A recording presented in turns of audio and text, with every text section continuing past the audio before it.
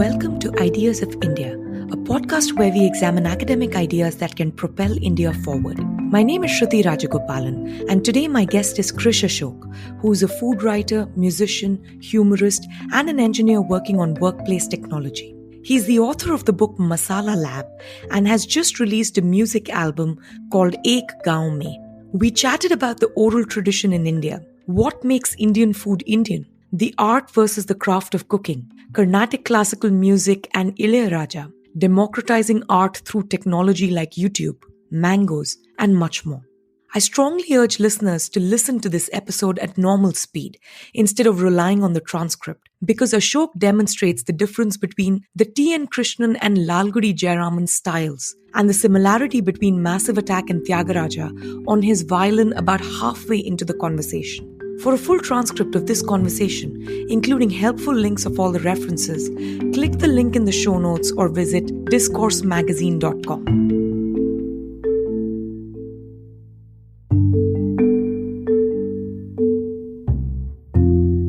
Hi Ashok, welcome to the show. Hi. I'm really excited about this conversation because I've followed you for years.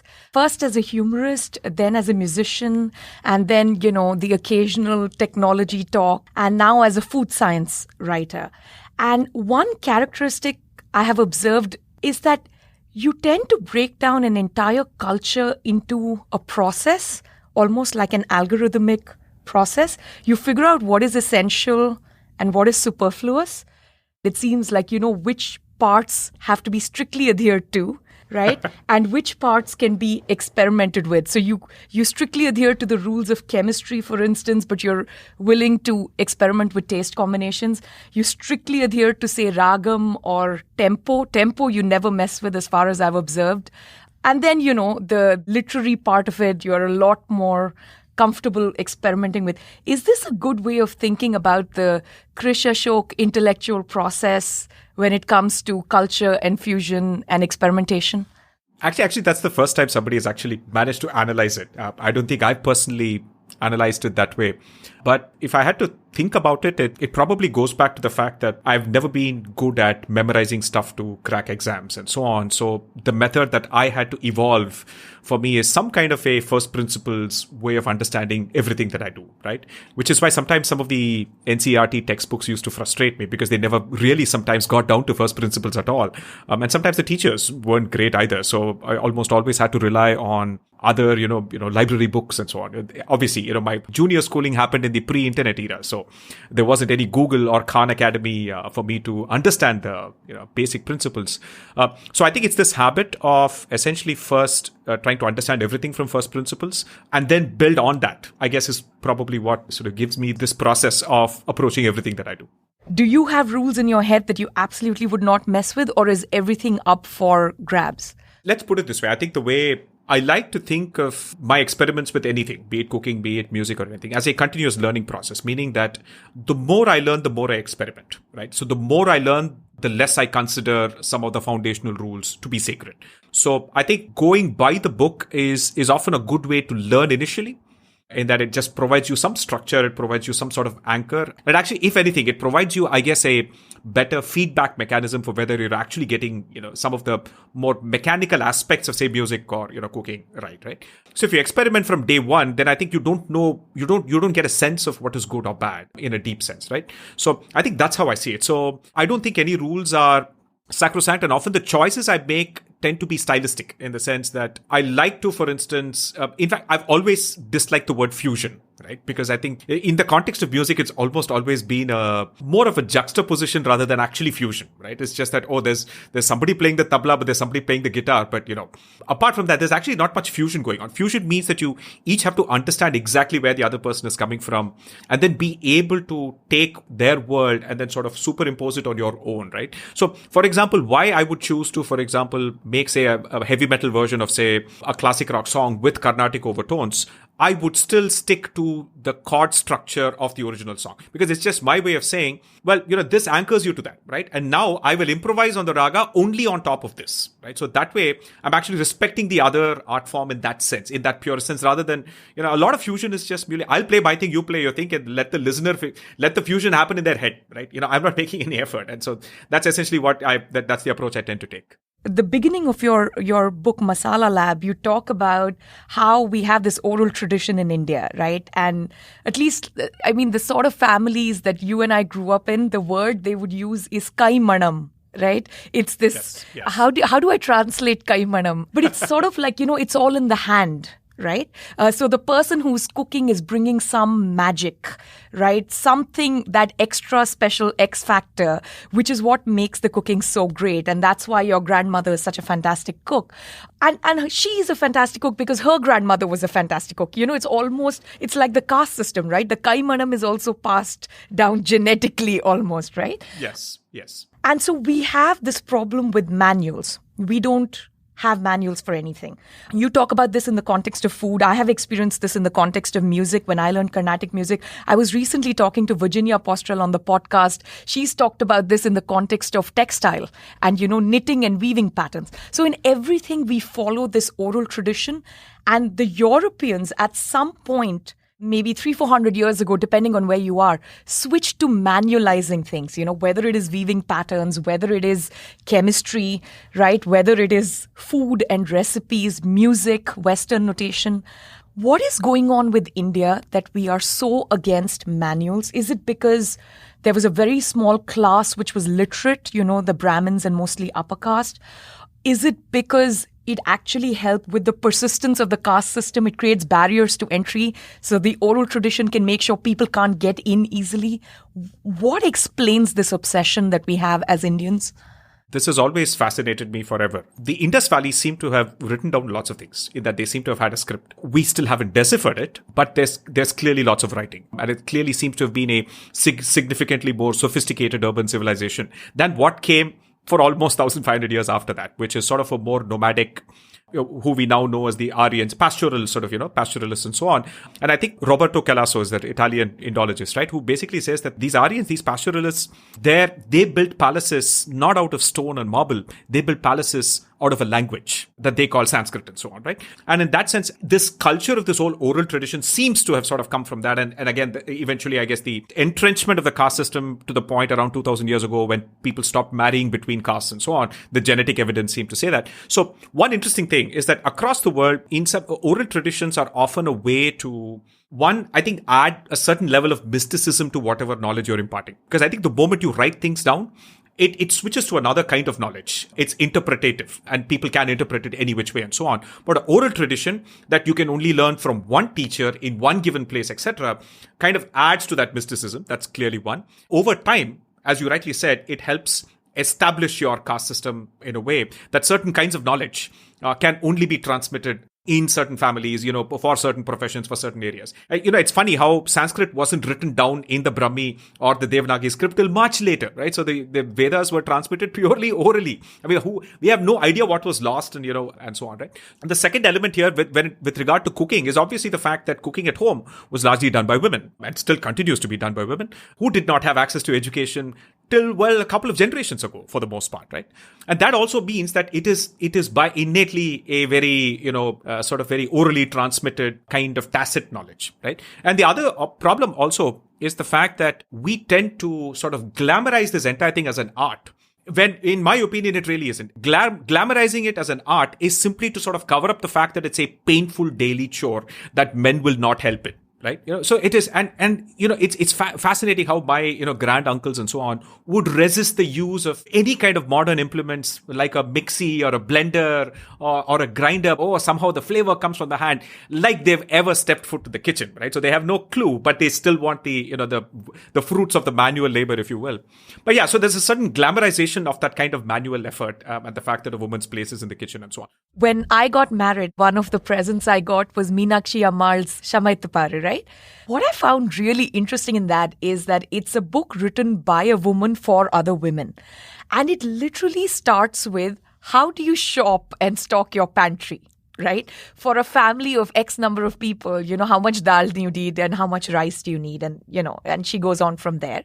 But even in that, as you point out, she's manualized it. And I mean, I'm able to use it to a very large extent. But what she doesn't do, which is a very typically Indian thing, is it's not in metric or any sensible measurement, which is standardized weights and measures, right? So it is imli or tamarind the size of a lemon, which if you live in the United States, you know what the size of the lemon is. Yes, exactly. Right. So yes. And if I put, the first time I made rasam, seeing Samaitapara, I actually put that much tamarind and you can imagine the results of that, right? So you can't, so I started learning, I started standardizing it my way, in the sense I started writing things down to see what works and what doesn't. But even that seems to be missing. Like now we have fairly high degree of literacy among women. But culturally, we don't write things down. We don't trust standard weights and measures. There's something funky going on. And it's not just Indians, it's the entire subcontinent, right? Whether it is how we think about tea, and tea tasting. I mean, it kind of permeates everything in our culture. Yeah. It's interesting you mentioned that. So for starters, I think Samaitapar is actually quite a groundbreaking work. It is. In the sense that it is pretty much one of the only works of, cooking sort of, manual that actually takes a craft-based approach as opposed to an art-based approach. It's really, really intensely practical, right? So I think, and I don't want to blame Meenakshi Ammal because from the generation that she wrote it in.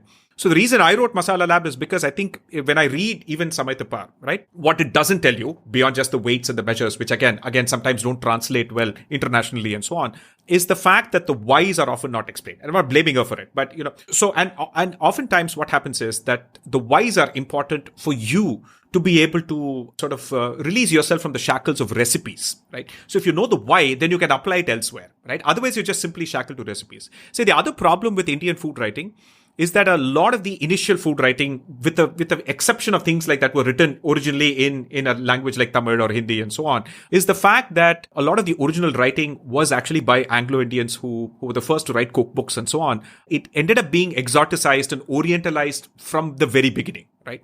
Exotic spices and all the rest of that stuff.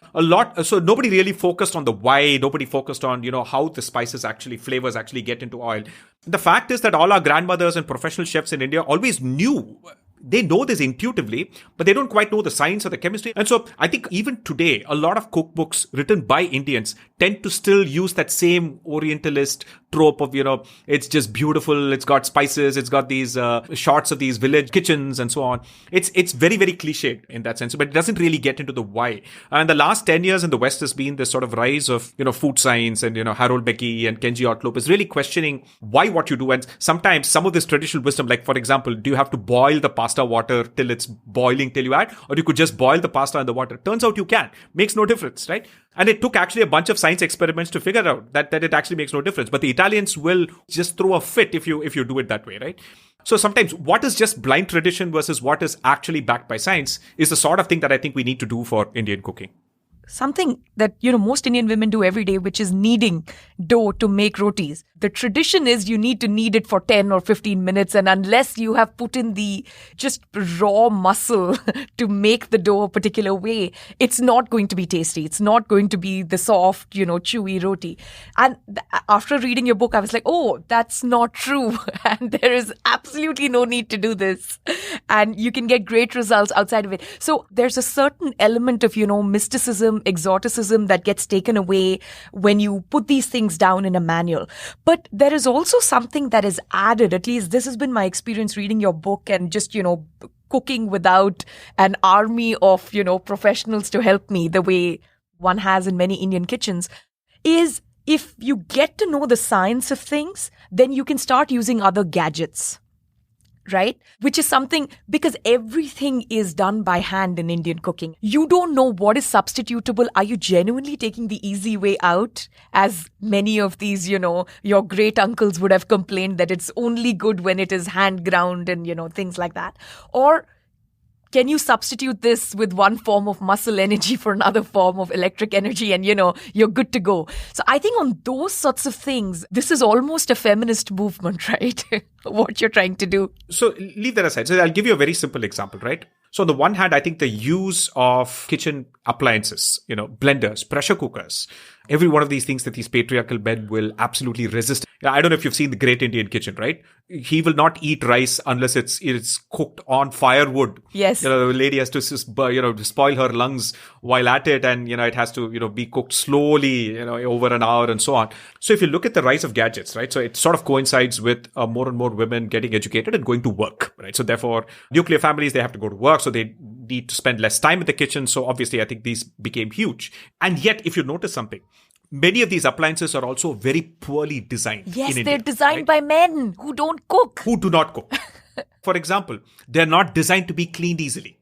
They're not designed to be. So in some cases, they design certain things that require significantly more muscle strength to open and so on. So I don't think they even have testers who are women in some of these product organizations, at least these traditional manufacturing type companies, right? So I think, that's another thing. So there's another opportunity to really fix a lot of these appliances. When I was talking with Alice Evans, who does a lot of, comparative work on women in different countries and their outcomes, one of the things that came up was how even the agency within the household on how the household budget is spent has such a big impact, So yes, women are doing the cooking, but even with literacy and maybe a job, if they don't have control over how finances are spent, that's the difference between a good Brill pad and some horrible thing that they're using to scrub the utensils, right?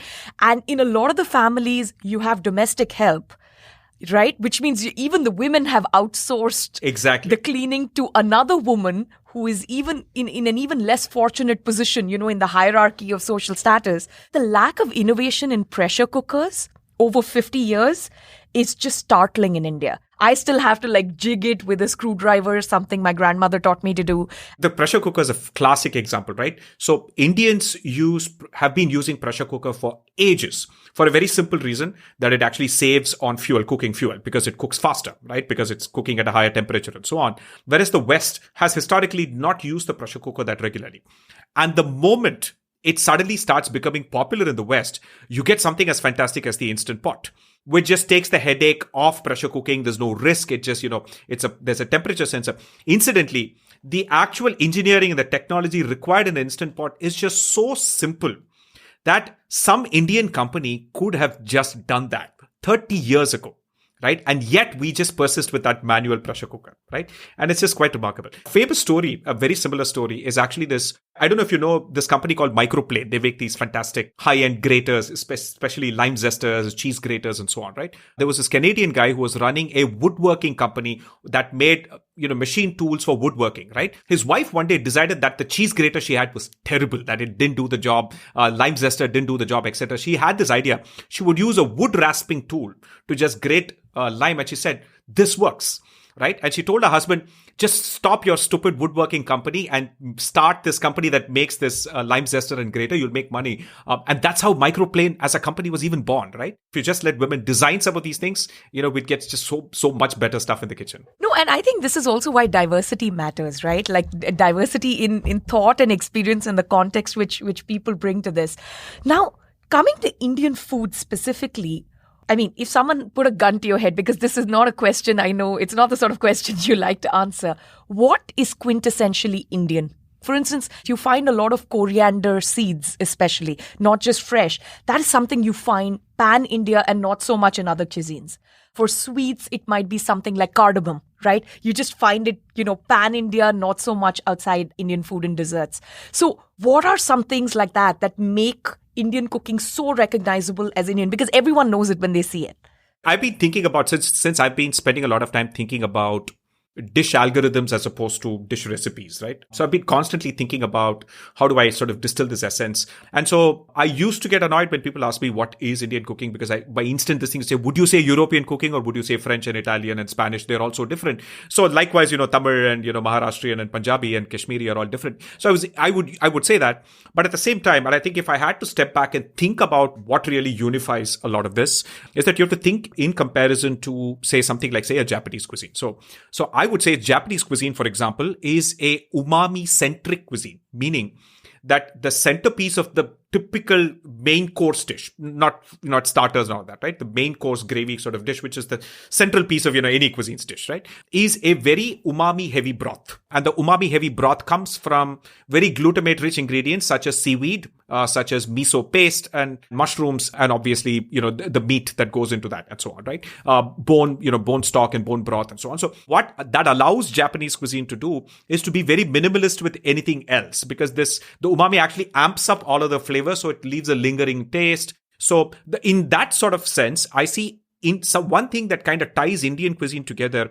It's basically a fat-centric cuisine. And the reason I say it is that the flavor profile of any Indian dish anywhere in India is fundamentally defined by your choice of fat and the choice of spices whose flavor molecules dissolve in that fat. And this is very unique to Indian cuisine, by the way, right? That's not true in the West. It's not true anywhere else, right? So hence the tadka. Yeah, right. So at the start or at the end, that's the basic flavor profile, right? So you have coconut oil and you use curry leaves and garlic and chilies, it will taste Malayali, right? If you use sesame oil and use fennel and green chilies and curry leaves, it will taste Chettinad, right? And mustard oil and panchforan will taste Bengali, right? And mustard oil and fennel and the use of dried ginger will taste Kashmiri. This is really what is the fundamental thing that distinguishes cooking in this part of the world. So it's not so much which ingredient, it is what chemistry is what you're telling me. Yes, exactly. So it's the process. So it is essentially the fact that you can take any ingredient. It doesn't matter, right? It's not the flavor of the ingredient that matters as much as your spice flavor profile, because per dish, we use more spices than most other cuisines. The use of heat is a lot more in the South than it is in the North and so on. And likewise, I think, like, for example, both the East and West do use significantly more sugar as a way of amplifying flavor. So Gujarati is obviously an extreme end, but Bengalis use a fair amount of all recipes. The general rule is if you use 1 teaspoon of salt, it's 1 teaspoon of sugar, the equal amount. And actually, you won't really taste the sugar as much, but it really just amplifies flavors and so on. If we took like a very quintessentially non-Indian ingredient, something like, say, oregano, right? Something we associate with Italian cooking. If I put that in a tadka, would like any random person who tasted it think this is Indian, or would they think this is Italian? Like, what would hit them first? Would it be the chemistry or the flavor? India actually has a tremendous regional variation in the use of spices. And I think one sad tragedy of urbanization and all of that is that we've now started using a smaller number of those spices because that are produced in large quantities commercially, and not some of the more rarer things that used to be used more locally, right? Like, for example, the Portuguese introduced chilies as a heat agent, and it obviously replaced the use of pepper. Black pepper in the south, because pepper was expensive. And by the way, North Indians weren't even using black pepper because they're far away from Kerala where it grows. They were using long pepper. It's called pippali, right? That actually is pretty sharply hot and has an interesting taste. It is a sort of like an Ayurvedic ingredient now.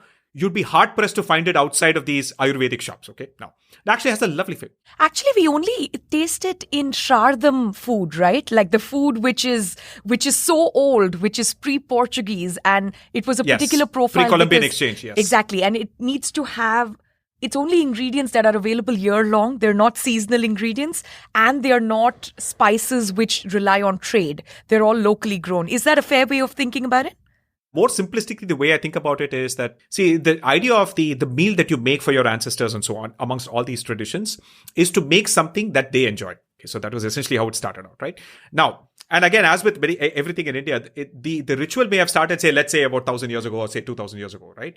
So it ended up formalizing whatever it is that they ate back then as the only thing you ought to cook. Maybe the right way to interpret it would have been, you make whatever your ancestors enjoyed. And I mean, my grandfather probably enjoyed chilies and tomatoes and potatoes. Well, right? Mine enjoyed scotch. Right, exactly, right? But we still make that very ginger and turmeric and black pepper and yam heavy, banana heavy, right? No potatoes, no tomatoes, none of those things. So only things that were available to his great grandfather is what we end up making. So it's not even pre-Columbian exchange. It is pre any exchange. Actually, pre whenever we decided to write it down is my guess, right? So I would actually guess that if it was only an oral tradition, there was a chance that somebody would interpret it to mean whatever. But the moment you write things down, then it becomes by the book, right? So here's another curious thing. Actually, sometimes oral traditions have a way of actually evolving and dynamically sort of changing and being relevant to the times, but sometimes written tradition. So you find that, right? So, monotheistic religions are a lot more fundamentalist about what was written 2000 years ago than religions that are purely relying on, say, oral traditions where there's more diversity of thought. You just a moment ago, you were talking about how much diversity there is in food across India, and now we are slowly losing that. So, one really nice thing about sort of globalization, urbanization is there is some movement of food, right? Now, most of my friends, I grew up in Delhi, right? But I'm South Indian, so I'm used to eating nice, lovely, fluffy idlis at home. But now, most of my North Indian friends would be able to get a pretty good idli in most Indian cities that they visited, right? So there'll be some great Udupi joint which will serve excellent idlis. So there are some advantages like that. Now, why do some foods travel better than others? So for instance, even abroad, the version of Indian food, quote unquote, is either Mughlai food or it is the Udupi dosa joint, right? Which is available. And that's it. But you can't, for instance, get really good sabudana khichdi, even in a place like New York where you can get virtually anything. You can't get parapusli in San Francisco, though I think there would be a pretty good market for it in the Bay Area. Why is that the case? So I think there are multiple dimensions to this. So one is that I think what Indian dishes are available in the US or UK or anywhere else largely tends to be a function of who immigrated there first. And then which community of those immigrants ended up dominating or running most of these restaurants, right? And clearly, I think Punjabis in the context of US and Canada, and Sylheti Bangladeshis in the context of UK ended up being the sort of, precursors of Indian food, in a commercial sense, right? So that's clearly, immigration is clearly one factor, right? So the second factor is one that I've seen apply even within the boundaries of the country itself, right? So when I grew up in Delhi, I grew up in Delhi as well. You couldn't get great idli except in one or two places in Delhi, right? But now you can, right? It's all over the place. And you get really good idli as well. And it's not just Delhi. I went to Udaipur before, the pandemic and so on. Udaipur was filled with more, I kid you not, idli and dosa joints than Bhelpuri and Pani Puri joints, right? And this is fascinating. And I actually asked the guy, right? How come, you guys are... And the guys running those stalls are not South Indians. They are from UP and Bihar, right? And as they tend to be everywhere in India, right? So here's interesting. So what he actually says is that, sir, we actually thought we would do a aloo paratha stall. Okay. He basically gave me a lesson in supply chain, right? He basically said aloo paratha actually takes, 4 or 5 people. If I get a crowd in the morning, it is linear. I can't parallel process it. I have to bake it one by one. And then somebody has to boil the aloo, and then somebody has to knead the dough, and it has to be made. I can't knead the dough yesterday because it gets dry. I don't have refrigeration. So again, and he says that idli is very simple, right? I ferment it and it's ready, and I can make 100 idlis in one shot. I can make it whole day. And not only that, and I can also, by the way, if I don't have, in case my fermentation failed, there are enough industrial suppliers of perfectly fermented dough now that's really cheap. By the way, very few people in Chennai even make their own idli dough now. You just go buy the ID batter, which is fantastic. I am so jealous about that. Exactly. You can get idli batter anywhere now, right? And those are actually, so they use industrial centrifuges and temperature to make sure that the fermentation is perfect, right? Wow. It's not inconsistent. You don't have to rely on all these kinds of, magic tricks that, sometimes our grandmothers use fenugreek as a backup in case there's not enough bacteria in the urad dal. So all those kinds of things, right? So these guys, obviously, at a food scientist industrial level, they figured it out. So therefore, the other thing is that the ease of making, and it actually raises a very interesting point that a lot of South Indian cooking actually tends to be very low on kitchen time. The amount of time that you need to spend in the kitchen to bake a South Indian meal, and this is relatively common across even the diversity of the South Indian states, is much less. And again, I suspect it is also a function of the fact that more women were studying and working in South India than in anywhere else. And I would suspect that with literacy and more women working in North India, this whole idea of aloo parathas in the morning, it will disappear. Unless there's a machine that actually makes it, right? On this, it goes back farther than women getting educated and joining the labor force. It actually goes back to whether you are rice growing or wheat growing. Okay. Exactly. Again, this is something I've learned from, Alice Evans, and I'll link to that conversation.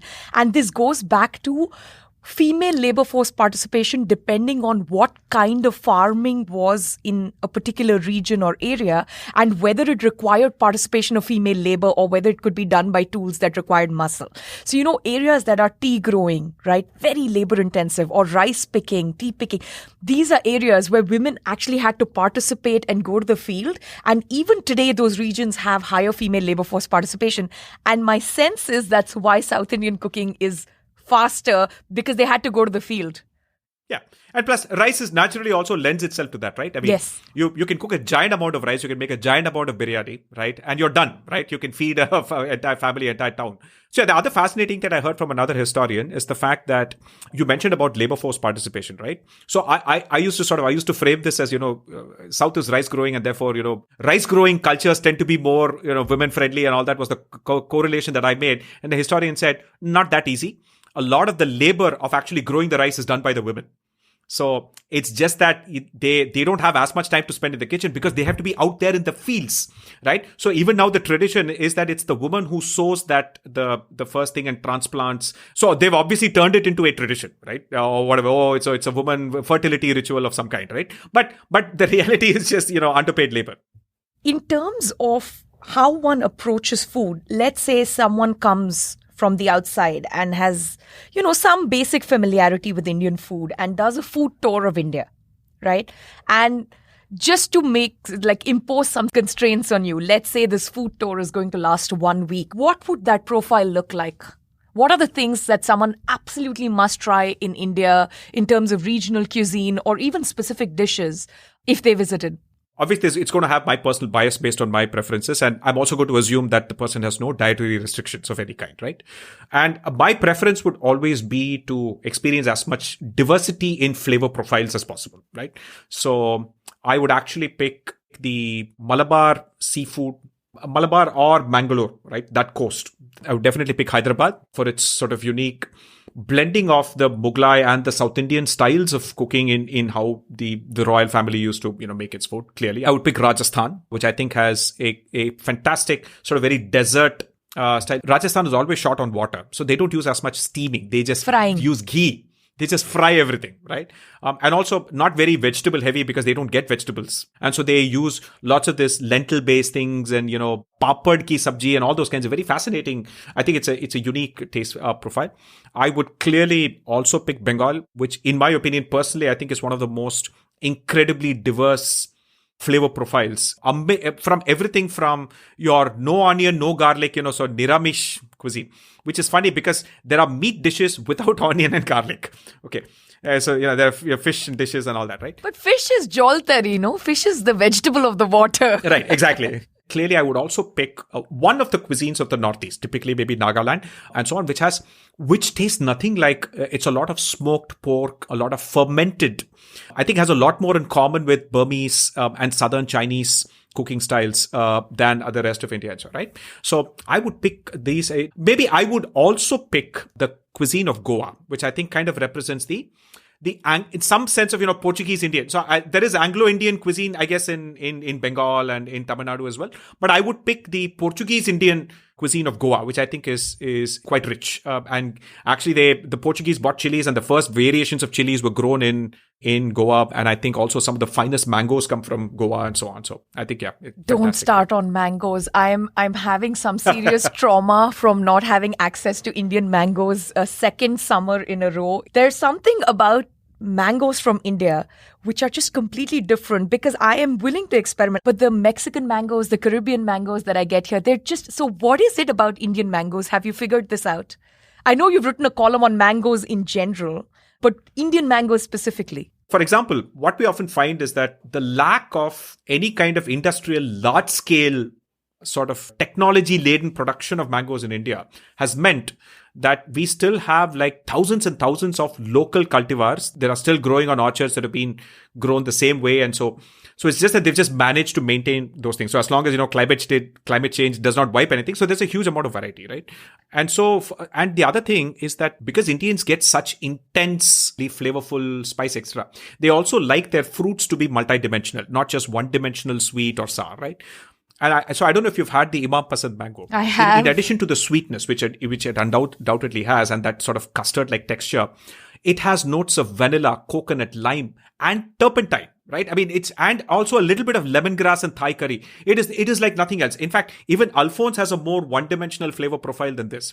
It's like oh wow. I mean, you're just discovering flavors as you bite into it. And it actually literally grows in only a tiny number of places in, say, around Salem, and then some in Trichy, and some in Andhra Pradesh, and so on. So one is that. So, but the other fascinating thing is, when I've traveled, I've found that a lot of the mango cultivation in the Caribbean or in Mexico is very industrial in nature, right? And a lot of the cultivars actually tend to be designed in Florida. Okay, so Florida is another place where they grow mangoes and so on, right? So there hasn't been that natural thousands of years of experimentation and trial and error. This has all just been, plus I need to grow a mango that does not have pests, does not have all of this. So that naturally is going to reduce the flavor. So as I write in my book as well, right? Flavor is essentially comes from a plant defending itself against pests. Okay. So any plant that's not being attacked by pests is not going to be very tasty because it's those defensive chemicals that you perceive as flavor. Which is why the organic stuff tastes so much better. And I can't get a decent, a green pepper or capsicum in the United States. Just it's tasteless, it's flavorless. Unless you grow it yourself.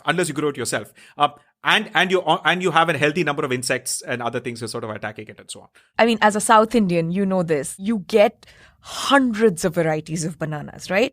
Every size. And it's similar to the Imam Pasand. You can get banana which has a ginger tinge, which has a cardamom tinge, elaki, and so it's really a very rich flavor profile here. I don't know what, these bananas are only good to put in a smoothie and suppress the taste and then, just eat for the sake of having a banana. Again, it's industrially produced. So the biodiversity, how can you get it with scale? Is there a good way to think about this? Is it the lab? Is it a greenhouse? Even within organic farming? Because we do need scale. See, the challenge is that the biodiversity that comes from natural ecosystems is by design not scalable. It is just the way it is, right? The moment you actually homogenize and produce it in a large farm, you just can't do a monoculture to really get that flavor. But you have to do a monoculture so that you don't get one pest or one fungus attack and you're all done, right?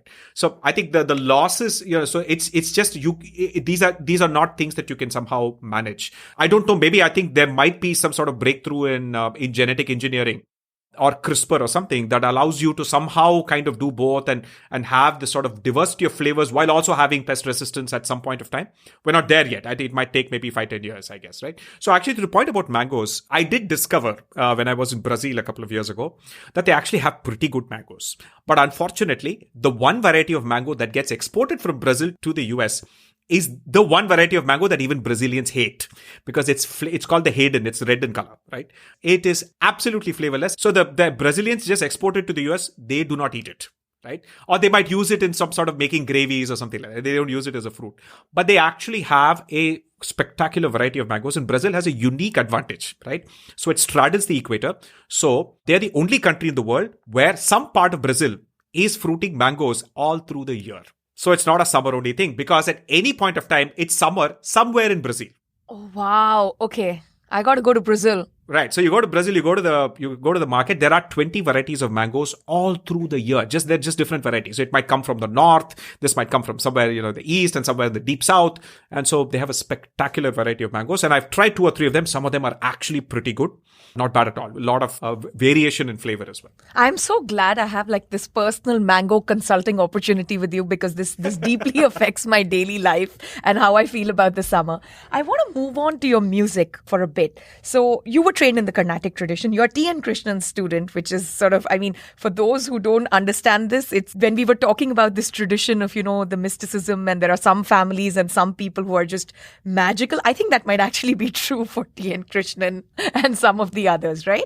Can you talk a little bit about that intellectual background and that training? So clearly, I think I, like most other young kids in Chennai, was sort of forced into this rather than nobody wants to learn Carnatic music by themselves. I learned from T.N. Krishnan towards when I was already advanced, right? So when I was in Delhi and so on. So I started in the Lalgudi school. And so I was taught by Lalgudi's sister, right? Rajalakshmi and Srimati and so on, right? It's a tough school. It's a very tough school. And it's I think I would have preferred sort of, a military drilling more than they were really, really strict. And if you didn't get something right, and they just made you play for hours and hours. And so it wasn't a very pleasant place in general. So you kind of, I think I kind of grew up disliking Carnatic music. And so at the very first opportunity when I got reasonably decent, I started playing, Ilayaraja songs and, things that I could hear and sort of figure out how to play on the violin.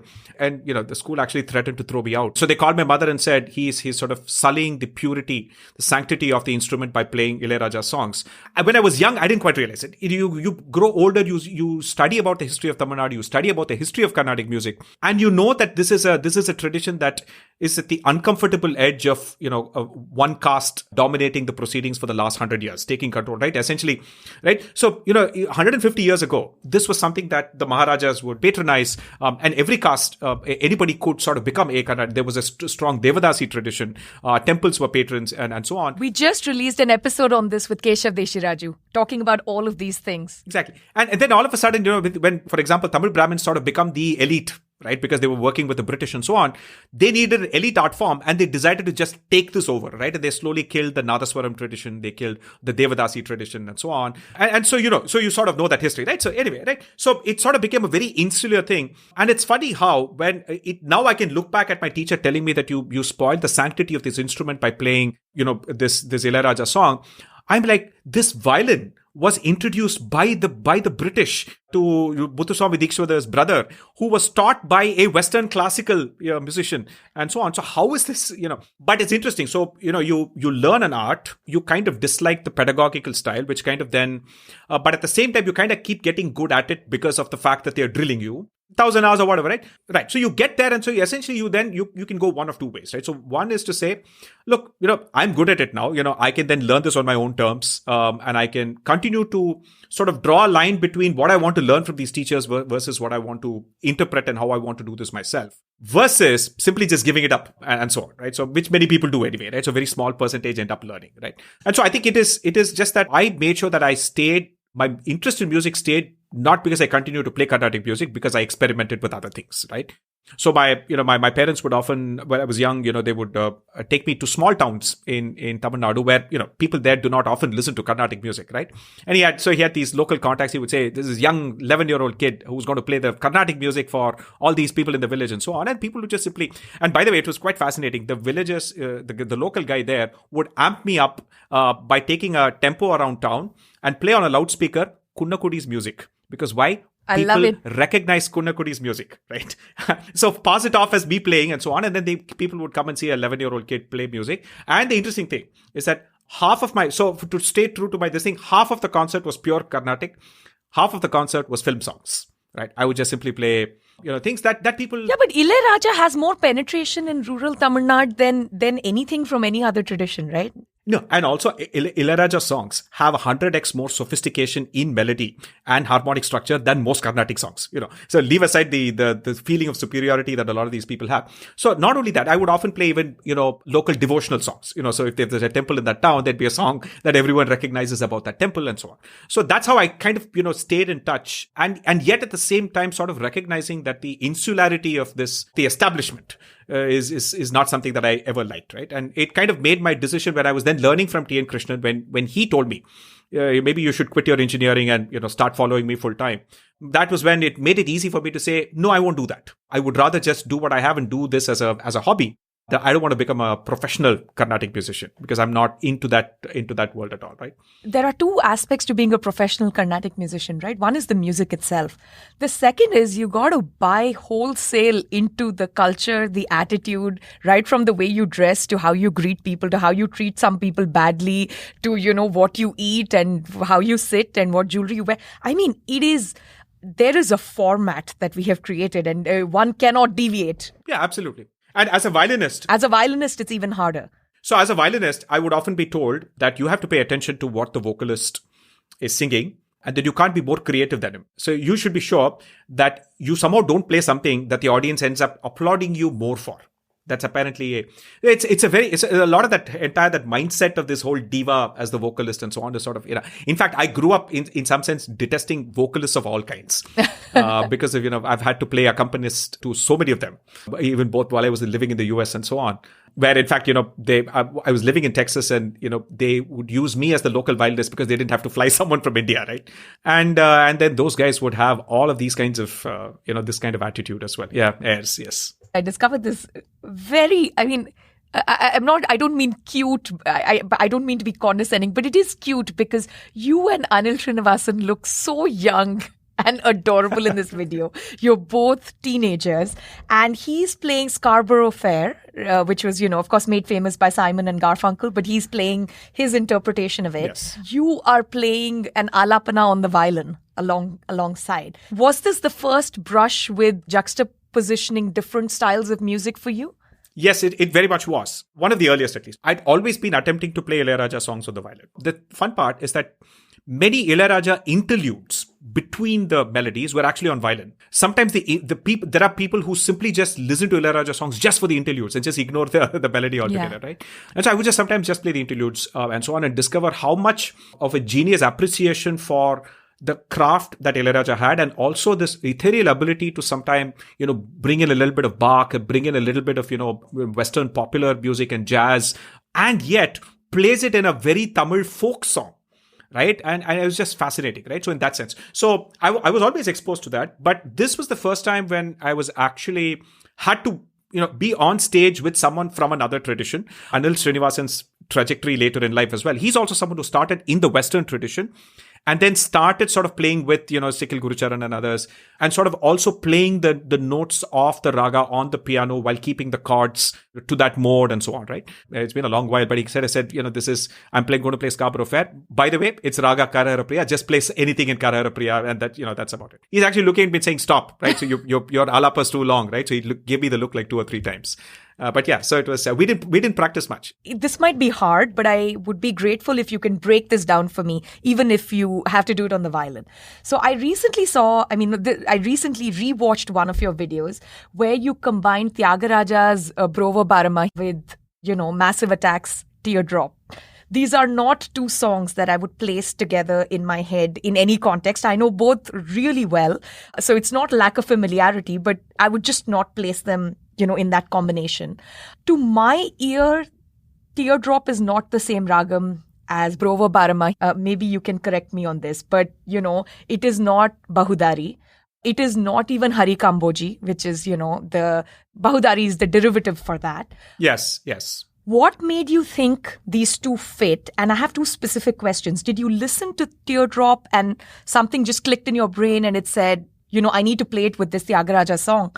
Or did you have trial and error and you said it would be fun to experiment trying to juxtapose 2 things together, and now I'm going to throw some spaghetti on the wall and try a few things and then something will come? Like, what is the process by which you do this? And we link to the video, but I'd also be grateful if you play it out for us. It's sometimes very hard to describe this kind of process in terms of when you spot these connections, if you will. So if you think about Brova Barama and Teardrop by Massive Attack, right? It's not so much the raga, but more the cadence and the rhythm. The cadence. That kind of fit first, right? So it was just, I think one day Teardrop was sort of playing and I just remember just humming parts of the song to it and I said, okay, it kind of fits, right? It's got enough similarity in raga to the point where I can make simple enough chords for Teardrop. So incidentally, I'm using the same chords that Teardrop is actually using, but I'm skipping the notes that wouldn't fit into the raga. So that it wouldn't make this sound a little bit odd, right? So that's often some of those things that I have to do behind the scenes, if you will. And then it's essentially the other, I'll let you in on a trick, right? It's that people attribute a lot of magic to the brains of composers and so on. Half the magic is in the listener's head. Okay? So our ears and our brains are fantastic at finding patterns. We are essentially a pattern matching mammal, right? Our entire survival mechanism is finding patterns, right? There are so many experiments where, people see Rorschach test, people see patterns, Then if you just juxtapose 2 random things that often sometimes don't mix, people will find reasons to believe why it actually fits when it may not actually, right? So as long as you get some of these things, you put it in the same pitch, if you use the same chords, if you use the same tempo, and then you kind of play them alternatively one after another, and people will just simply supply the rest in their brain. So I think that's the one trick that music directors use that I've suddenly now revealed to everyone, if you will. No, I think you're underselling yourself a little bit. I didn't approach this as a technical thing until I decided to speak with you about it, right? That's when I sat down and I said, okay, let me scratch my head. What's going on with this song? The first time I heard it, I just enjoyed it. And that is my approach to most music. I lack sophistication of a professional musician. So I think that's an advantage because for me, either it sounds good or it doesn't sound good. And not everything everyone does sounds good. There are a lot of these juxtapositions I absolutely hate. Not because I'm a purist or something. It just doesn't appeal to me. It doesn't fit. Okay. This somehow just fit. Okay. And I'm not even sure if I would feel the same way about all your other tracks that you attempt. Okay. Yeah, exactly. When do you know this works? Or do you just not know and you just put it out there? Like, what is the trial and error mechanism in your mind? Over time, it's probably gotten a little bit better. But in general, with music, you've got to try many things. You've got to put it out. And then you slowly develop a sense of what your audience seems to want in that sense. So part of the usefulness of social media is that, right? So you get that real-time feedback, right? So you kind of know. Like, for example, I did a sort of a Daft Punk Karnaranjani yes, I heard variation of that. It literally took me half an hour. Okay. I didn't think of it at all. I just said as an afterthought. And it was actually, I didn't even use my regular violin. It's just lying around there. And I just recorded it. It was a very poor recording. I didn't even do mixing and mastering. I just put it out there. And it's got more plays than anything else that I've ever put out, right? And so in some sense, I think in that context, it had to do with the fact that that song was currently in the zeitgeist. It was a song that everyone was thinking about, and nobody had quite realized that it could be played at this slow tempo and this very sort of elaborate style and so on. And I think so that's one sort of thing, right? So some sort of pop culture relevance tends to sort of click in that sense. But sometimes you run into something like Teardrop, this Bahudari thing, which honestly I cannot explain. I have no idea. In retrospect, I can analyze and say, you know what? I think the reality is that I think for a lot of people who have heard Teardrop and have never heard of the Carnatic song, I think they discovered the Carnatic song via this, right? And it still works. Even if you don't know the Carnatic song, it still works. Right? Because it's actually a very catchy song. And I think maybe I'll play a little bit of why that song is actually catchy. And particularly, it also has to do with the fact that since I was trained both in the Lalgudi as well as the T.N. Krishnan side, this song was something that T.N. Krishnan taught me. And there's something about his school or his style of teaching and his minimalism with the violin that actually makes it, in some sense, easier to appreciate certain kinds of songs, because actually he doesn't embellish them as much as say, a Lalgudi does. And it also works very well with the framework or the tempo styles of Teardrop, right? You need the minimalism because that song has that minimalism. So you don't want that heavy duty gamaka and bending and a lot of that. That doesn't sit well. So that's essentially you trying to show off the fact that you can do this. And I think one thing that T.N. Krishnan truly sort of drilled into us is to say that you're not the diva. You're not actually showing off your playing ability, right? Your job is to make the song as enjoyable and accessible for the audience that you're playing, right? And so less is more, right? And it's less is more is not something that you often hear from Carnatic musicians. And with every passing year, the alapanas are getting longer. Yeah, and more complex.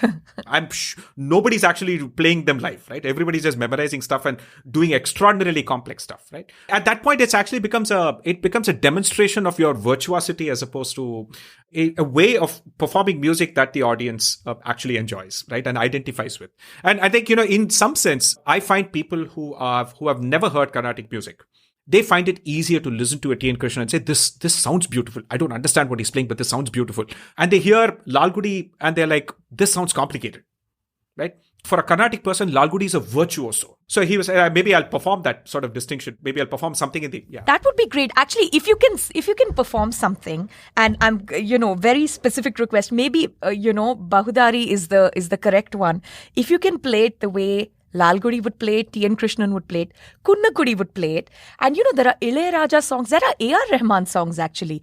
From Tirda Tirda, there's a lovely song in Bahudari. If you can just, in bits and pieces, give us a sense of how these different styles sound and how it fits in your head. Okay, all right. Yeah, I'll anyway send a bit. All right, okay. If you think about Rova Bharama, right?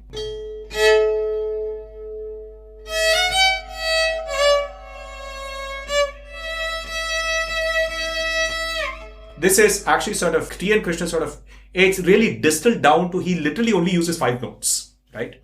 He's not doing any of that, right?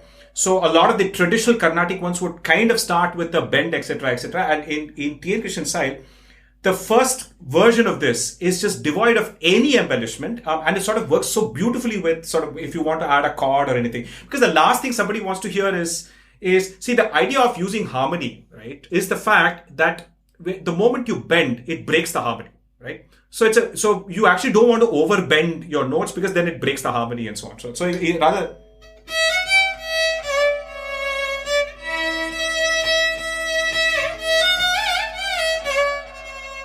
One of the things about T.N. Krishnan, right, is that he uses verses that are designed for the violin as opposed to designed for the human voice. And this is a very important thing, right? So, for example, let me play something that Lalgudi, that I learned from the Lalgudi school, which is sort of, this is this Bharatiya song, right?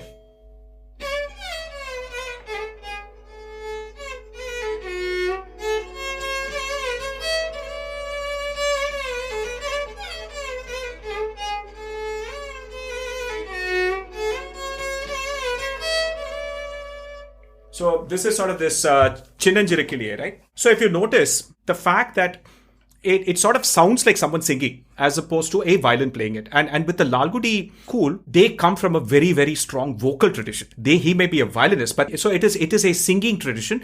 And so you're supposed to play in the way, and you're supposed to capture the breath. And in fact, my teacher would tell me that you have to change the bow at the time, typically when the singer is probably taking a breath, right? As opposed to, whereas T.N. Krishnan used to say that no, your job of when you change, nobody should even know you're changing the bow, because your primary strength of a bowed instrument is the fact that you can make a continuous sound forever and not have any of the limitations of the human voice, right? And so his while he was minimalist, he was famously, some of these sangadis that, some of the verses that he would construct would be ones where that show off the instrument as opposed to the Gayaki tradition, right? So, and again, it's natural. He learned from his father, who was a violinist, right? Whereas Lalgudi again comes from a tradition, he apparently traced their lineage back to Tyagaraja himself.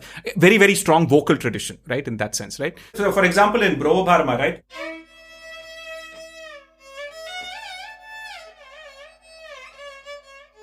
So something like that is the sort of thing where it'll be hard to do on vocals, because you're actually jumping from a very high to a very note and then sliding.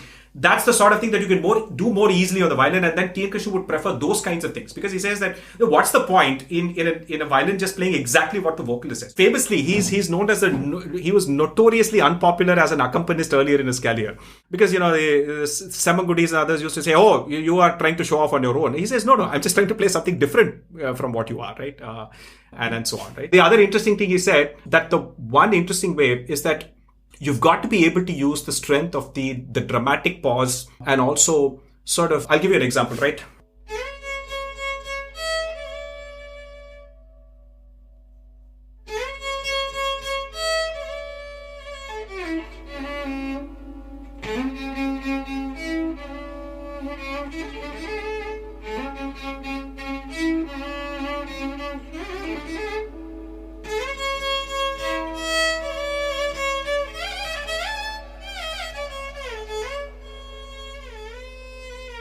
So he would actually say, since that line actually goes Kannathil Muttamitta, right? So he says that you got to savor the kiss, right? So you got to wait, you got to pause, you got to go play in the lower, and then you play in the higher octave, and then kind of go up and really just savor the kiss before you go on to the sort of next line and so on, right? And the other example is actually from this Alai Payude song.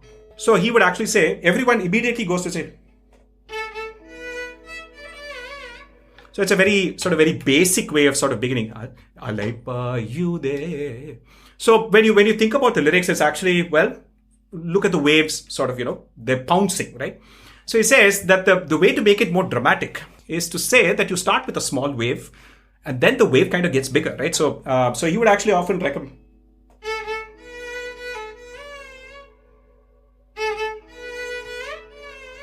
So the distinction is that the first wave is just going from Alai Payude, Alai Payude. So you're literally saying this first one's a smaller wave, that the other one is actually a larger wave, right? And likewise, I think even there is one Kangal Sorugi Oruvedamai. So it's your eyes are sort of twinkling in one different way. And he says, so you can make it more different. So the first time you say, that's one way.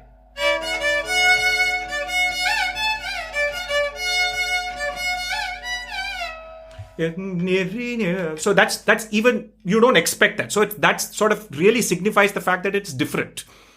So it would be wrong to say that he wasn't caring about the Gayaki tradition. What he actually said is that use your instrument to the best its strength by sort of listening, paying close attention to the words, right?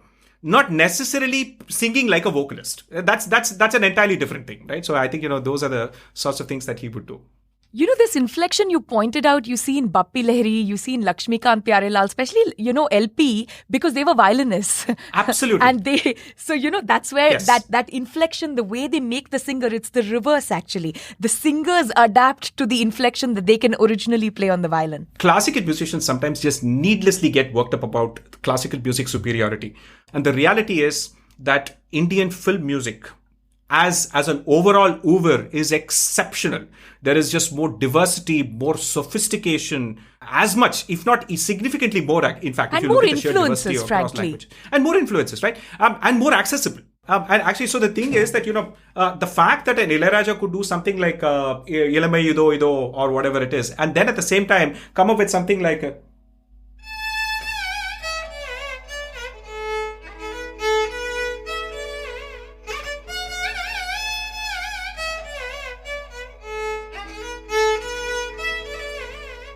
So that Sindhu Bhairavi song and so on. I mean, those songs could have been composed by any great Carnatic composer. Yeah. Right? It's so, and it's just the fact that he can do that and he can do all those other things is just what really sets him apart. Yeah. But one thing while you were playing that I realized, I think why you are so attracted to both T.N. Krishnan and Ilayaraja, I think it comes from the same place, which is Ilayaraja had to have very simple interludes. I mean, simple, quote unquote, or minimalist, because he is harmonizing. He's a very Western orchestration, harmony school of music originally, which means all and a guitarist. And a guitarist, which means the interludes necessarily must be minimal because they need to fit with the chord harmonies. Otherwise, it's going to sound really off. And I have never thought of T.N. Krishnan the same way, but the way you played it, that's the way it goes. Whereas, other schools, and in my house, Lal Gudi is, he's part of the constellation of gods. Yes. He's much revered, but you can see that tradition different, not so much better or worse, but because the harmony and the orchestration element is not there. Yes. If you look at Ilayaraja's violinist, the lead violinist for most of his career, V.S. Narasimhan, right? Who is a Western classical violinist, but who also plays Carnatic music. And it's remarkable how similar he sounds to T.N. Krishnan in his style. And it's I don't think they were related in any sense, but it's the approach. And I wouldn't be surprised if maybe T.N. Krishnan's great grandfather or someone maybe learnt Western classical violin from the European school, and their bowing techniques are very, very Western classical in nature, right? Lal Gudi school does not care as much about the bowing at all, right? He says that no, it's all in the fingering because that's where the vocalization happens. The bowing is just there to make the sound, and that's really about it. Nobody pays attention. And you can actually watch it in videos that when in the Lal Gudi school, the bow would sometimes be played very below the place where it's supposed to be played. Sometimes it'll go up. You can clearly say that they're not actually paying attention to where they're actually bowing. So sometimes what happens is that in recordings, there are some phrases that will sound very low volume because actually he's playing the bow well below. So they're not really caring about the acoustic effect of that. And T.N. Krishnan, for almost a year, drilled his students on just playing the bow and saying that I need to get the exact same volume, no matter what the position, and so that you don't actually deviate, you hold your hands loose. So we never really got bow training as much in the Lal Gudi school, but the T.N. Krishnan school was all about bowing. And if you look at the Western classical school, they'll tell you that the fingering is less important. It's all bowing. I mean, aided in complexity by the fact that you have to hold up the violin as well, right? So without the support. Here, I want to bring in another violinist we haven't yet discussed, and my absolute favorite, I think, is L. Shankar.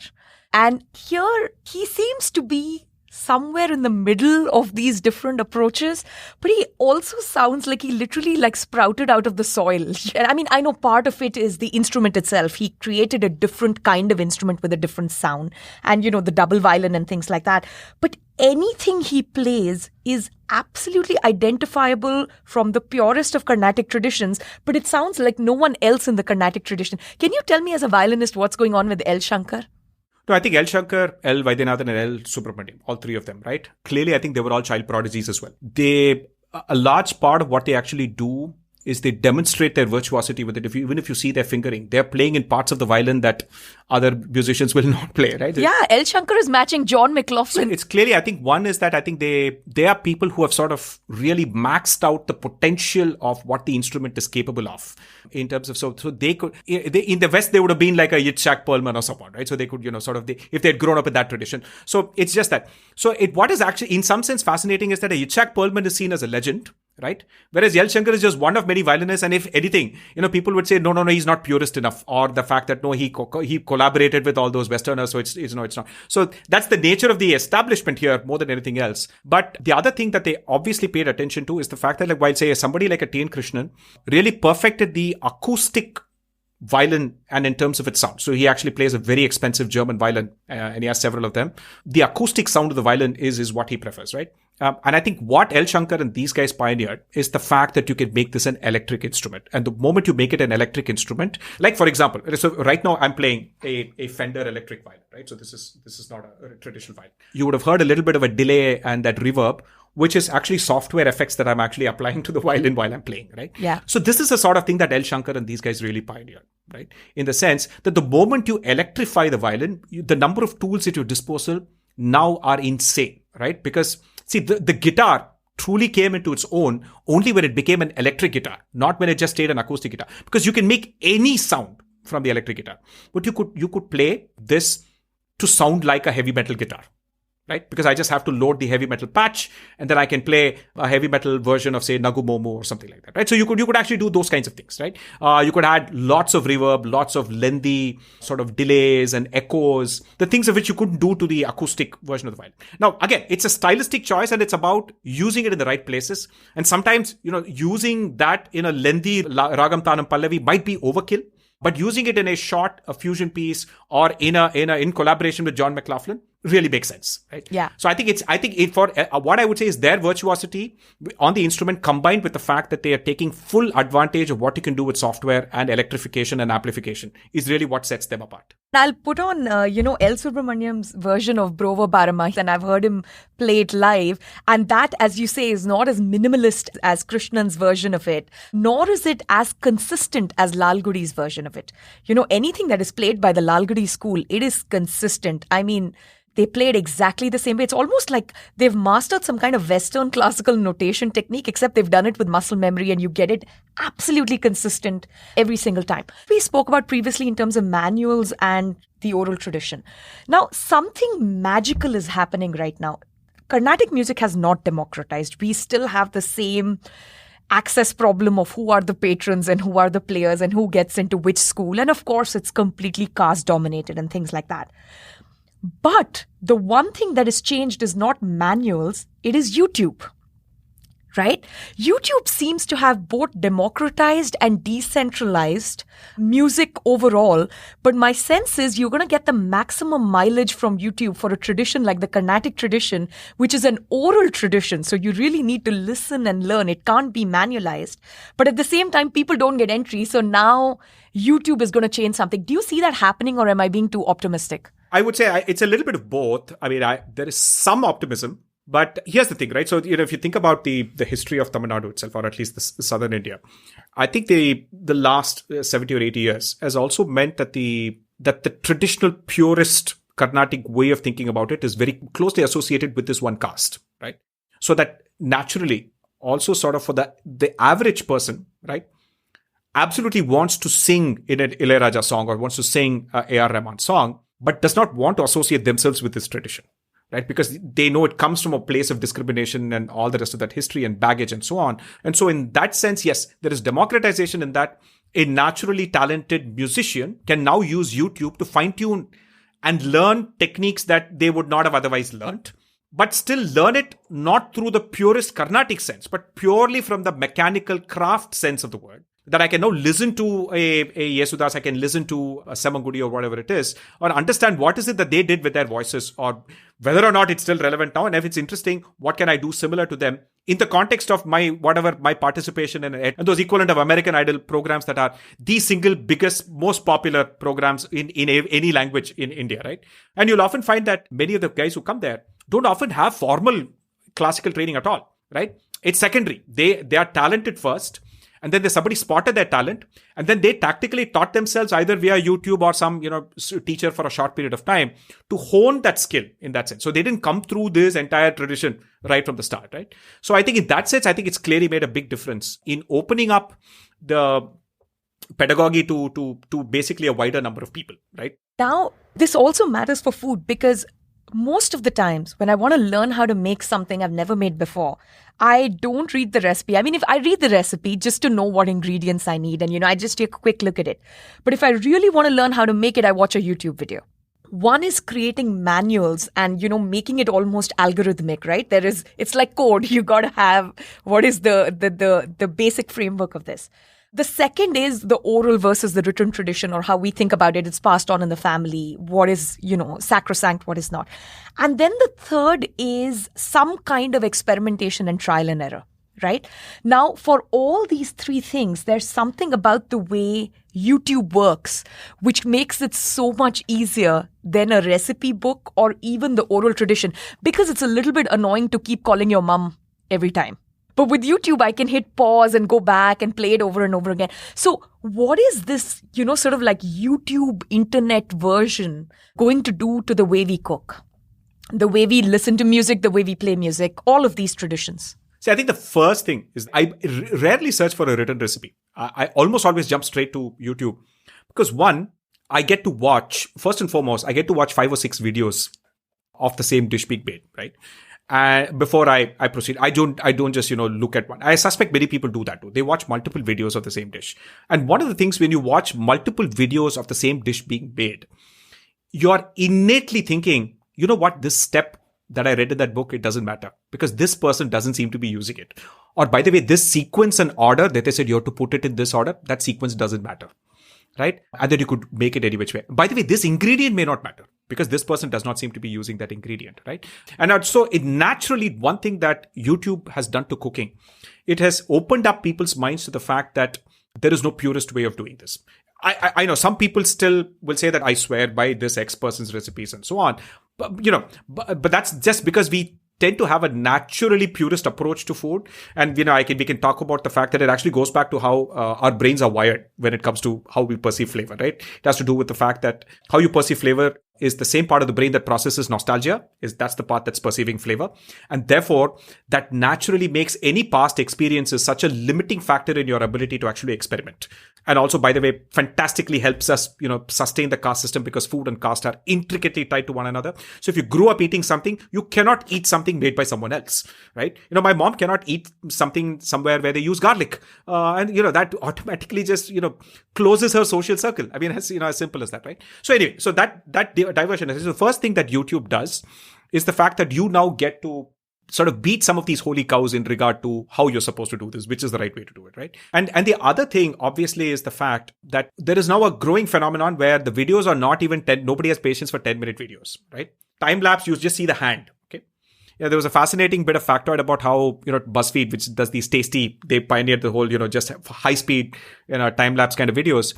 Apparently, every time they would use people who had tattoos on their hands, those videos would not do well because it broke the illusion that you were cooking. So you observe those videos, those hands will always be, clean. And so that way they could literally be your hands. So that's the idea, right? And so therefore, what also that does is that you don't even have to watch 16 minutes. You can now watch a recipe in less time than it takes you for you to read it. So you could watch hundreds of videos, right? And so that essentially, obviously that is one, right? That's clearly democratized the sense of, it's broken the sense of purity and authenticity and so on. I'm vegetarian. I don't eat meat and I certainly don't know how to cook it. But I watch all your videos, even things where you're making prawn and stuff, for 2 reasons. One, I'm very interested in your kitchen and your gadgets. I'm literally stalking your kitchen gadgets, okay, at this point. And the second is the music. Yes. But even when you're cooking something that I'm not that interested in, there is something about the technique of watching someone cook which is different, which is why we are so in tune with our mother's cooking, right? That's what we can watch as the technique. Technique is very difficult to explain and even manualize. Correct. No, in fact, I think it also has to do with, so in my, I think I've watched more YouTube cooking videos than most people on the planet. I'd probably be the top 1 percentile. So over time, I gradually sort of preferred videos that kind of focused on technique and explained the technique, right? As to why. And then, and if that science made sense to me, those are the people that I would trust, for example, right? And sometimes I think some of these time-lapse videos sometimes miss that. They kind of miss because you're seeing it in such a quick time, you actually don't see. So part of what my book also says is that certain kinds of the way you write recipes are bad ways of writing recipes. I'll give you a classic example. Cook till the raw smell of tamarind goes away is a terrible instruction. What is the raw smell of tamarind? How do you actually communicate that to a newbie cook, right? And by the way, what does it mean that the raw smell actually goes away? It doesn't mean anything in any sense because what you smell in the tamarind, the moment you put it inside, you're not smelling it anyway, right? It doesn't smell of raw tamarind the moment you put it inside a liquid. So what are you actually talking about? So therefore, a better way of thinking about it is to cook it till it's as less sour as you like it. So the whole idea is that the more you cook it, the less sour it becomes. And you really want to mute the sourness. That's essentially what you're doing, right? Likewise, so therefore, if you think about, good, our grandmothers and so on, they would not say things like cook for 10 minutes. They've never had a sense of time. They always had a visual cue that said, cook till this happens. Yeah. Right? Or cook till you smell this, or cook till when this becomes this soft, right? So those are the kinds of heuristics that I want to make sure that people understand. That's part of the reason. So a book is basically a combination of heuristics of all kinds, right? And again, these have been gathered from watching fantastic YouTube cooks who do that as opposed to, give the wrong reason and so on. Yeah. And, there's something here again, it goes back to writing versus the heuristic, right? So one of the heuristics is put in the mustard seeds just before the oil burns, right? It should be really hot, but it shouldn't burn. Now, how do you know if the oil is burning or not until it has burnt a few times? Exactly. When I set out to write the book, right, Penguin told me that nobody buys cookbooks anymore. So please don't write a cookbook, right? Because people watch YouTube, so nobody buys cookbooks anymore. So that market has actually sort of, crashed. Okay. No. So therefore I said, okay, let's write something that even if someone who does not cook can still enjoy it as a science book, popular science book, right? So something that explains high school science, physics and chemistry and thermodynamics in sort of high school language. So it can still reside in the science section of the bookstore. Obviously, since the book came out during the pandemic. So the point of which shelf it actually resided on the bookshelf is on the actually physical bookstore. It didn't matter because most of the sales is online anyway, right? So I think that was an important element of this. Here, I want to switch gears a little bit and come to the pandemic where this has come into sharp focus, but even before, and this comes a little bit to your day job. I don't know exactly what you do in your day job. I have a vague sense of it. But so first, maybe you can tell us that. Yes. So I head the digital workplace unit globally for Tata Consultancy Services, one of the largest IT services and consulting companies in the world. We have 500,000 employees.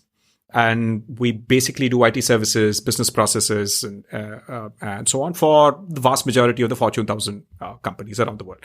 So I head a P&L unit that focuses on workplace technologies. So specifically the kinds of technologies we are now using, right? So essentially video collaboration, the tools like Microsoft Teams, your productivity tools, PowerPoint and those kinds of things, and the IT infrastructure required to make productivity and workplace technologies happen. That's fundamentally what we do at the services level. But at the high level, it is essentially also about thinking about the future of the workplace itself, right? And this is something that I've been doing. And I have an interesting team that's at the intersection of, so there are people who are behavior scientists, there are people who are designers, there are people who are anthropologists, and there are people techies, hardcore infrastructure, guys who can do telephony wiring. So it's basically a very, very large, interdisciplinary group of people.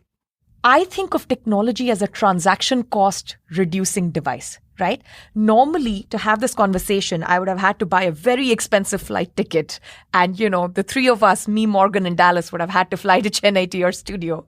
Maybe we would have gotten to eat something. So there's a plus there. But it's very high transaction costs enterprise to have this conversation with you. Now, all that disappears, right? And the transaction costs are so low, we can do this conversation. So that's how I think about technology. What does it add aside from reducing transaction costs? And on the other side, what is the trade-off? What does it take away in terms of losing the human, again, quote unquote magic, right? Because there's supposed to be some magic when human beings meet, right? In person, which is different than when we meet on Zoom. So can you demystify that for us?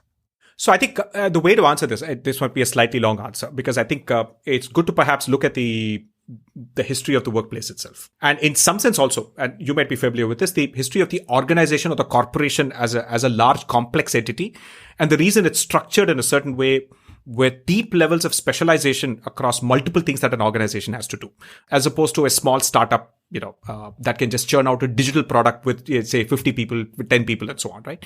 But if you have to make a industrial centrifuge or a car or say the Boeing, a 787, it requires a phenomenally complex organization and with deep levels of specialization that no one single person can be interdisciplinary across too many things and so on, right? So that's number one, right? The second thing is how organizations themselves evolved is to essentially first and foremost sort of separate what is an industrial manufacturing setup and the blue collar workforce and the necessary administration of that, and what is an increasingly knowledge workforce doing sales and marketing, and eventually once computing came, that kind of became even more bigger because you could do more functions in the corporate office, less in the plant and so on, right? So that was essentially how the evolution of what computing did to this entire thing, right? So when you think about the way the organization was structured, it was structured in a way that the corporate office needed to collaborate very little with the plant at the end of the day, right? Because there was somebody who was an industrial designer who kind of designed something, the sales and the board and everyone else approved that design, and then it got transferred to there, and then the engineers figured out how to turn the design into this thing. And there was a language, there's the templatized way in which you communicate and lay down that knowledge in a way that there is no ambiguity at all, right? So, but then actually we eventually switched to a model where the product development and the design and the engineering had to happen so rapidly that you needed far more constant back and forth. And that's where computing made a big difference and email made a big difference, to the point where people who are distant could now start to talk to each other. Obviously telephone was there and all that, but you still needed to do that, right? I often take the example of email as a fascinating example of essentially a digital technology that is skeuomorphically still paying tribute to a 100-year-old way in which we would communicate in the office, right? So you think about it. We still call it inbox. Inbox actually used to be an actual physical tray in the office that used to be called in and out, right? That's why it's called inbox and outbox. And one guy with a small tray would come, take these letters from you in your outbox and go deliver it to whoever it is. And then, by the way, if it says carbon copy someone else, then he would carbon copy it to send a copy. So that's why our email clients still say carbon copy, although nobody born in the 1990s onwards would understand what a carbon copy even is. Okay, so in a lot of sense, there is a lot of companies end up having a skeuomorphic bias towards the past. And this is not just in the design of the technologies, it's in culture as well, right? So the culture of collaboration also ends up, you're supposed to say, oh, you're supposed to collaborate across silos, all these sort of banal terms, but that's not how you were structured. The corporation was structured so you do not collaborate across silos, right? It was good that you did not, and so on. And all of a sudden it is, right? So culture of collaboration is a hard problem to crack as large organizations are moving into this sort of quote unquote digital world and competing now with startups that don't have any of these collaboration costs at all, right? So to your point about transaction costs, what we found out during the pandemic is the fact that first and foremost, your productivity tools, your laptop, the fact that you can connect your broadband connectivity, 5G or 4G and all of these things, what they did is that they reduced the cost of productivity. Right. For the most part, you didn't need to commute 2 hours to go to an office. You could just sit at home. And you could do it. You could now fit your day in the way you like it, as opposed to sitting 9 to 6 in an office. You can do continuous partial attention at home, switch between work and life, and still. So work changed from presenteeism to outcomes, right? So naturally, right? But then what you often find is that our research told us that it still increased the cost of coordination and collaboration. The reason for it is that a lot of our workplace culture and decision-making styles are grounded in the physical workplace, and we get into meetings face to face, we discuss things, etc. And people don't work the same way when they actually do. So all we end up doing is more Zoom meetings, more Teams meetings, and decisions being taken much slower. A lot of communication is sometimes lost. You're not able to get the body language, and people are innately more risk averse. They're not quite sure if their boss has actually given them the go ahead or the empowerment to do this, because all they see is a tiny pixelated view and so on. So yes, so cost of productivity has gone down. Cost of coordination has actually gone up, despite the fact that you have all these technologies and so on. And the reason for that is that your collaboration culture is still stuck in the past. I often now talk to my customers about something called ritual design, in the sense that, see, the physical workplace essentially came with its implicit, unwritten set of rituals. So there's no company manual that said you have to be on time for meetings, you have to share knowledge with others, you have to do this. So all of that is implicit. It says when you're working virtually and remotely and in hybrid teams, you have to design new rituals. Right? I can tell you what some of those are because we've tried some of them at, for the 500,000 people at TCS. But in some sense, you have to work out what cultural rituals you need to put in place. I'll give you a simple example. Shorter meetings. Okay.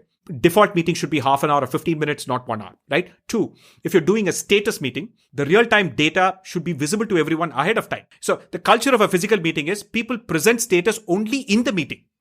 They bring printouts or they demonstrate it. Everything happens just before the meeting, right? Now the culture is no, it all has to be real time, visible to everyone. Make a dashboard available to everyone. You can reduce the number of status meetings you need to have. The third interesting, for example, ritual is if you are in a meeting with your direct reports, then if you're in meetings with both your direct reports and your direct reports, then that's a useless meeting. Unless it's a town hall where you're addressing everyone, it means that you don't trust your direct reports. Right? They should be the ones having the meetings with their direct reports on transactional stuff. You should not be in those meetings at all. Right? So the problem is that and the reason people do this is that managers are not able to build trust. If they're naturally low trust people, they're not able to do this kind of management that they're very good at doing in the physical workplace. They're not able to do it remotely because they need to know what people are doing. They need that ambient awareness. What are you doing? Hi, how are you? What's going on? Have you finished this? And so on. And it's not the same thing. You can't ping people every day on chat and ask them what's going on, right? And people get uncomfortable at that.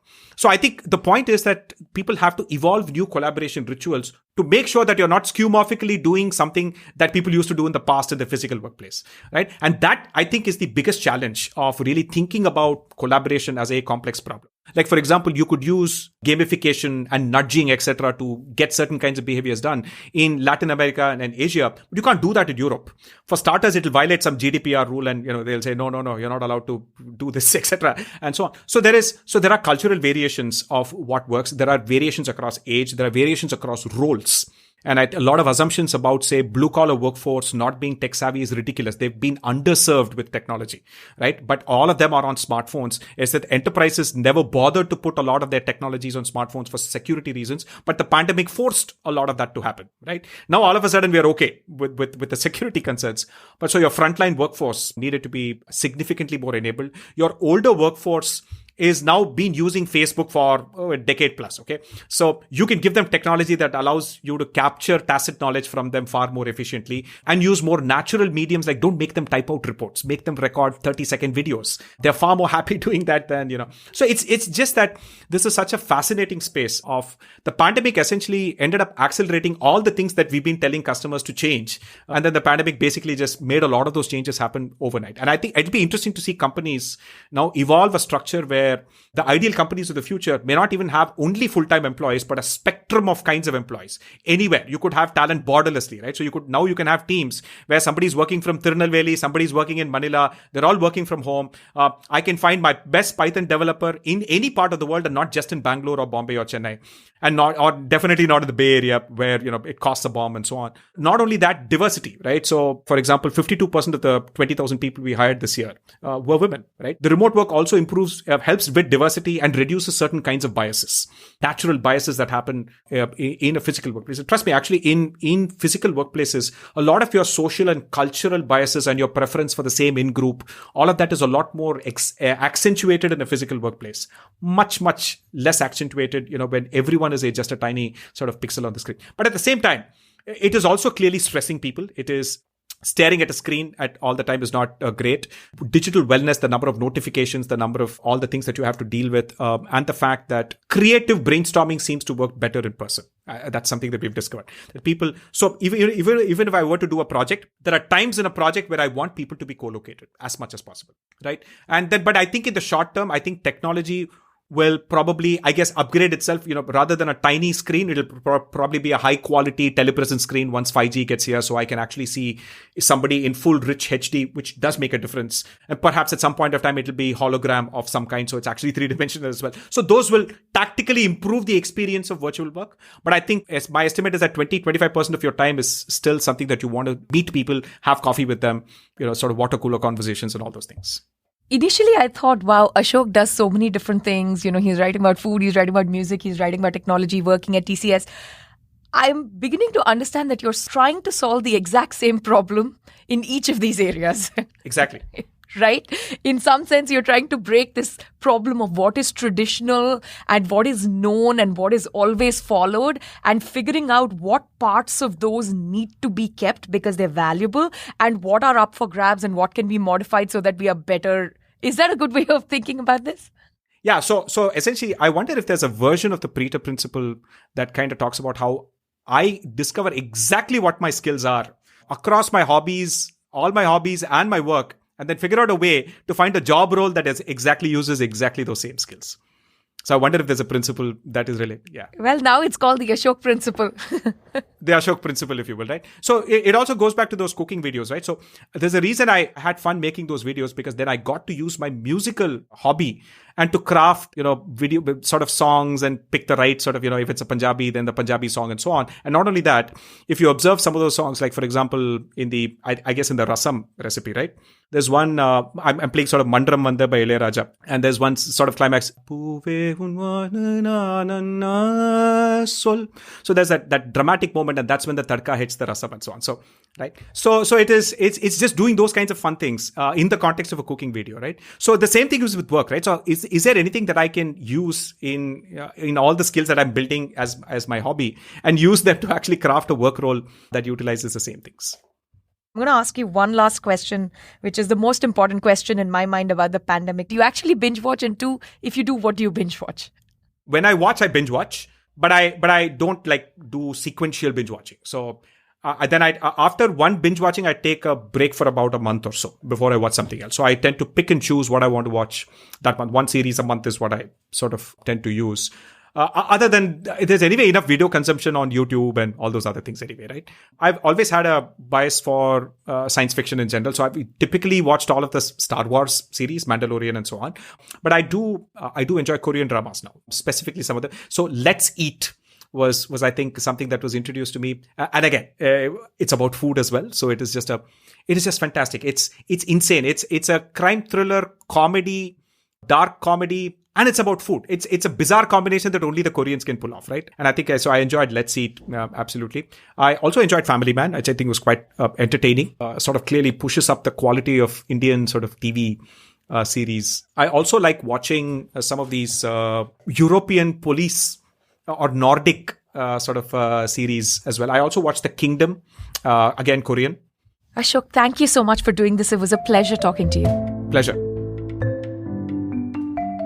Thanks for listening to Ideas of India. If you enjoy this podcast, please help us grow by sharing with like-minded friends. You can connect with me on Twitter at @SRajagopalan. In the next episode of Ideas of India, I speak with Amartya Lahiri about what ails the Indian economy.